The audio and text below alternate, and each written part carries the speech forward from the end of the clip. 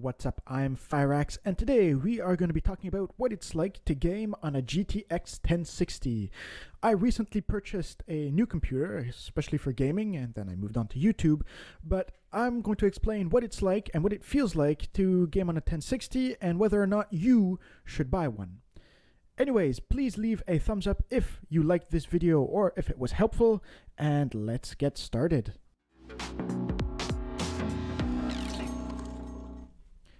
So I've been a gamer for pretty much all of my life. I've always liked video games, but I have not always had the appropriate video card for gaming, and that's because they're generally very expensive. I started having my own computer with a Dell computer, and this computer was alright for some basic games, but it had an i7 in it, which was okay for some games and for processing and things like that. But the problem was the graphics card that was inside was not very powerful. It was a GT, not even GTX, a GT650M.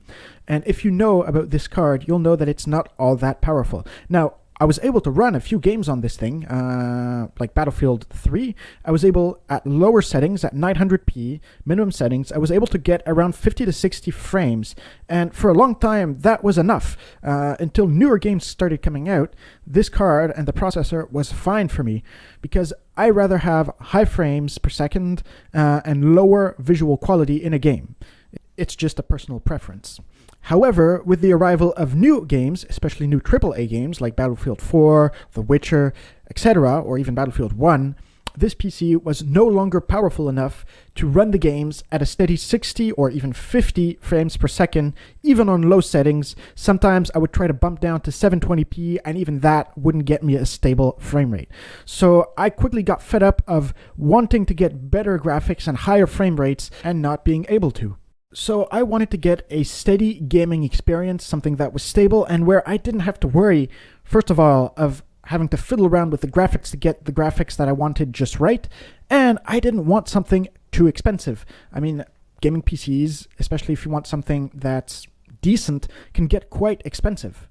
So that's quite a big problem. So because of that, I moved on and I bought myself a PS4. It was affordable, there were many games, and I knew that I wouldn't have to fiddle around with the graphics at all. The graphics that you got were the ones that you got. There was no difference. Some games allow for a bit amount of tweaking, but it's very minimal. You just know you're going to have a steady, smooth experience all the way through. However, when you are a gamer and you expect to get 60 frames per second on games, especially in competitive games, and that the PlayStation 4 cannot run those games sometimes even at 30 frames per second, such as The Witcher, which just runs terribly on the PlayStation, you quickly get fed up. On top of that, the fact that you need to pay for PlayStation Plus is a downer, and there are some positives of having a console, such as the ease of use, the price, the exclusives. There are many reasons to get a PS4 or an Xbox One if you prefer. But the graphics and the frame rates that the PlayStation was pumping out was just not good enough for me. I wanted something better with higher frames per second, and especially more customization in-game with the settings that you want to use, and upgradability. And that's just not something you're going to get with the console. So because of that, I decided to save up for a very long time and buy a gaming PC. Now, I didn't go out and buy the first gaming PC that I saw. I actually spent time looking at the different components that I would want inside, and I built the PC myself. So when it comes to customization and personal preference, here there is no better option. And yes, this PC was expensive, but for me, it was a long-term investment that I know I would use for a long time because of the parts, and I know that if ever one of the parts would fail, or if I wanted to upgrade it in the future, it would be a lot easier than a laptop or a console. So before we get into some benchmarking of the actual GTX 1060, which is the point of this video, I'm going to list the specs of the PC that I bought. So for the processor, I'm rocking a Skylake i7-6700 non-K variant, clocked at 3.4 GHz with a boost up to 4 GHz, and this is a 4-core, 8-thread processor. And this chip is set into the H170 ASRock Pro4S motherboard, which allows you to have up to 4 sticks of RAM. So I'm currently rocking 4x4 gigabytes of RAM to get dual channel capabilities, and this RAM is clocked at 2133 megahertz. And let me tell you, having a good PC changes everything when it comes to your gaming experience. So now, what you actually came for in this video, the GTX 1060. Which one am I using and what are the specifications of this card? So I use the GeForce GTX 1060 OC 6GB version of KFA2, which is not a very well-known brand, but they make very good cards. So this card is overclocked out of the box. Its base clock is 1518 megahertz, and the boost clock on this card is 1733 megahertz. And if you want more specific specs of this card and the price as well, I'll leave a link down in the description. Just so you know, the GTX 1060 also has comparable results when it comes to game benchmarking, comparable to the GTX 980. It's going to depend on the game. Some games will run slightly better, some games will run slightly worse, but on average you can compare the GTX 1060 to the 980 in most scenarios, except of course for the price. The GTX 1060 is a lot cheaper. So now I'm going to benchmark 4 games at max and low settings. Just keep in mind that I'm using an i7 6700 non-K variant processor for the benchmark, and depending on your processor, the frames per second of the game may vary. So the first game we are going to benchmark today is Battlefield 1. This is a very well optimized game. I mean, you need a good PC to run it, but it's just very well optimized. Here, as you can see, I'm running ultra settings, and I'm averaging around 75 frames, maybe high 70s. Low 80s is about what I'm getting, except when there's many explosions. It might dip down into the high 60s, but that's pretty rare. And you can see the game is running very smoothly, even on Ultra. Though you can lower the settings down to get even better frame rates, which is what you're going to see now. So as you can see here, I'm setting all the settings to low, and the max frames per second that I can get, because it's set to my monitor, is 144 frames per second. I often won't reach 144, but sometimes it will get reached on low settings. And as you can see here, the game is just very, very fluid. Even on low settings, the game just runs very, very, very well. So, I mean, the 1060 is capable of running Battlefield 1 at 60 frames per second. Though you should know that Battlefield 1 can use hyperthreading, so if you have an i7, the game will run even better. So the next game that we are benchmarking is Rust, a very good survival game, but it's just very, very badly optimized. So no matter what processor you have or graphics card, you're not necessarily going to see a huge difference in the frames per second. So as you can see here, I'm setting everything to low, depth of field. That's not going to change the frames per second too much. AO will a bit.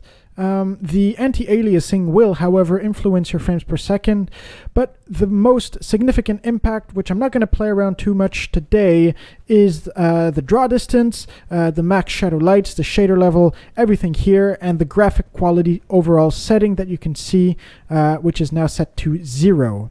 So as you can see, I'm averaging on the low setting 60 frames per second, but there are many, many, many drops. And that's because this server, I've never played in it, so many of the houses and background items have to load while the game is playing, so that's what will cause the drops. But it's still not normal. The game is just very badly optimized. If you compare that to Battlefield 1, which is, in my opinion, a better looking game. Of course, it's not as open world, so that's going to influence the frames per second. But here you can see only 60 frames per second is not great. So now, as you can see here, I'm setting everything to high. I'm not going to play around with all of the very low and nitty-gritty details of the graphics quality, but I'm increasing everything, the shadow distance, which will impact greatly the frames per second. Well, it should at least, but you can see now with the high settings that the game, the frames per second is not that significantly different than the low settings. Even though the game does look better, there's not a huge difference between both.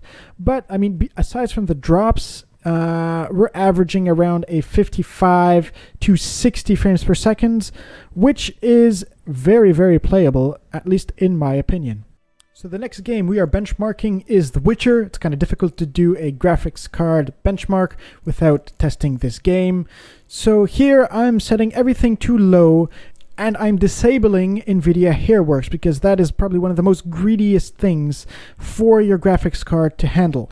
So as you can see at the upper left hand corner of the screen, the game at minimum settings runs very, very smoothly. I mean, it's definitely playable, 140 frames per second. I think we're averaging around 120, but I mean, you definitely don't need more than 100 to play this game. It's not a competitive game in any way, so 100 frames per second is more than enough. You can definitely bump up the settings on this game with the 1060. So now we're going to test The Witcher on ultra settings, but we're going to set Nvidia Hairworks off because that is a very, very, very resource intensive setting, and with it on or off you might see a FPS difference between 10 to 20 frames per second for what I personally find a visual effect to be not that significant. But as you can see here with the ultra setting, we are not getting 60 frames per second. We might reach it from time to time, but most of the time we are getting a 50 frames per second, 55. We might sometimes dip, depending on where we are on the map, if there are a lot of people around or not, get 65 frames per second. So it's playable on ultra with hair settings off. But now, as you can see, I'm getting the Nvidia Hairworks on, and the frames per second just drops. We're getting 48, 49, so high 40s, sometimes mid 40s, and sometimes low 50s. Especially if you are in a place with a lot of NPCs, then you'll notice the frames just drop down. So I highly suggest disabling Nvidia Hairworks in this game. So the last game we are going to test out with the 1060 is Overwatch, and as you can see here I have the graphical settings set to epic. And one thing that's great about this game is that it's a Blizzard game and that it's very, very well optimized. On top of that, you don't need a beast of a computer to be able to run this game on low or even ultra settings. Here I'm averaging maybe around 100 frames per second, so that's great for a game that's, I mean, that looks pretty good as well. So you definitely don't need a beast of a computer to run this game. And with the low preset, it's even better. As you can see here, I'm generally getting around 140, 144 frames per second, and that is the maximum capacity at which my screen can pump the frames out, basically. So I mean, the game is just very, very well optimized no matter what graphic card you have. I mean, even with my old PC with the GT 650M, I was able, on low settings of course, able to run this game at 60 frames per second. So definitely the GTX 1060 has no difficulty running this game. So is the GTX 1060 good enough? Well, I would say yes. For most games, if not all games, and especially for the average gamer, the 1060 is more than enough. The price is very good, even for overclocked out-of-the-box cards. And on top of that, if you get a Founders Edition or even an already overclocked card and you want to push it even further, it's very easy to do so. The 1060 is a very good overclocker. I, however, am now a huge PC enthusiast, and I like having games at least 100 frames per second, though I do wish all of my games on Ultra would run at 144 Hz, which is the refresh rate of my monitor. But unfortunately, the GTX 1060 is not good enough to push those frames. Now, even more expensive cards, such as the GTX 1080, won't run all games at 1080p at 144 frames per second, such as The Witcher, which will not run at 144 frames per second even with a 1080. But as I said before, with the average gamer, the 1060 is more than enough, especially if you're on a low budget. It's great bang for the buck. I mean, I don't think there's a better card for the amount of money that you can pay right now, so I definitely recommend the GTX 1060.